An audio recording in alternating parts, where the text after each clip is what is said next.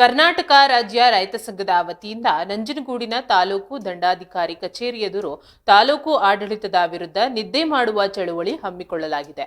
ರೈತರಿಗೆ ಸಾಗುವಳಿ ಮಂಜೂರಾತಿ ನೀಡುವಲ್ಲಿ ತಾಲೂಕು ಆಡಳಿತ ವ್ಯವಸ್ಥೆ ಸಂಪೂರ್ಣವಾಗಿ ವಿಫಲವಾಗಿದೆ ಎಂದು ರೈತರು ಆರೋಪಿಸಿದ್ದಾರೆ. ತಾತ ಮುತ್ತಾತನ ಕಾಲದಿಂದಲೂ ಉಳುಮೆ ಮಾಡುತ್ತಿರುವ ರೈತರಿಗೆ ಅಗತ್ಯ ದಾಖಲೆಗಳನ್ನು ಒದಗಿಸಲು ಆಡಳಿತ ವ್ಯವಸ್ಥೆ ಅಸಮರ್ಥವಾಗಿರುವುದನ್ನು ಖಂಡಿಸಿ ಈ ಚಳುವಳಿ ನಡೆಸಲಾಗಿದೆ. ಅಂದಿನ ಕಾಂಗ್ರೆಸ್ ಸರ್ಕಾರ ಉಳುವವನೇ ಭೂಮಿ ಒಡೆಯ ಎಂಬ ಕಾನೂನನ್ನ ಜಾರಿ ಮಾಡಿದ್ದರಿಂದ ಅನೇಕ ಉಳುಮೆ ರೈತರಿಗೆ ಭೂಮಿ ದೊರಕಿತ್ತು.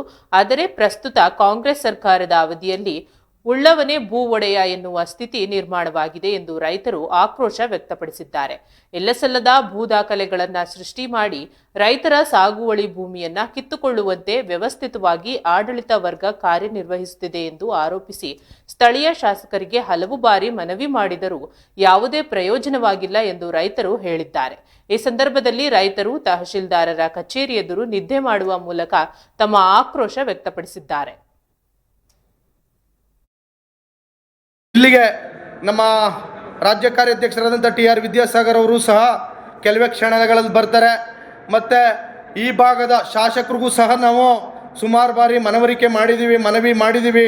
ಕರ್ದ ದಾಖಲೆ ಏನಿದೆ, ಖರಾಬು ಅಂತ ಏನಿದೆ, ಆ ಖರಾಬ್ನಂತೆ ಇರುವಂಥ ದಾಖಲೆಗಳಿಗೆ ತಾವು ಸಾಗುವಳಿಯನ್ನು ಮಂಜೂರಾತಿ ಮಾಡಿಕೊಡ್ಬೇಕು ಅಂತ ಹೇಳಿದ್ರು ಸಹ ಅವರು ಸಹ ಮಾನ್ಯ ತಹಸೀಲ್ದಾರ್ ಅವರಿಗೆ ಸುಮಾರು 15 ದಿನಗಳ ಹಿಂದೆ ನಮ್ಮ ಎದುರಿಗೇನೆ ಸಹ ದೂರವಾಣಿ ಕರೆಯನ್ನು ಮಾಡಿ ಮಾಹಿತಿಯನ್ನು ಕೊಟ್ಟರೂ ಸಹ ಇವತ್ತಿನ ತಹಸೀಲ್ದಾರ್ರವರು ರೈತರನ್ನು ಕಡೆಗಣಿಸಿ ರೈತರ ಭೂಮಿಯನ್ನು ಇಲ್ಲ ಸಲ್ಲದ ದಾಖಲೆಗಳನ್ನು, ಸುಳ್ಳು ದಾಖಲೆಗಳನ್ನು ಸೃಷ್ಟಿ ಮಾಡಿ ರೈತರ ಭೂಮಿಯನ್ನು ಕಿತ್ಕೊಳ್ಳಿಕ್ಕೆ ಕೊಟ್ಟಿದ್ದಾರೆ.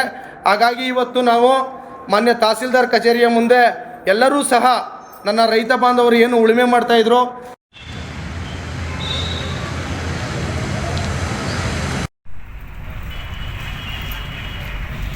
ಮಾನ್ಯ ನಂಜನಗೂಡು ತಾಲೂಕು ದಂಡಾಧಿಕಾರಿಗಳ ಕಚೇರಿಯಲ್ಲಿ ಈ ದಿನ ರೈತರು ಎಲ್ಲ ಕಚೇರಿಯ ಮುಂದೆ ನಿದ್ದೆ ಮಾಡುವ ಚಳುವಳಿಯನ್ನು ಹಮ್ಮಿಕೊಂಡಿದ್ದಾರೆ.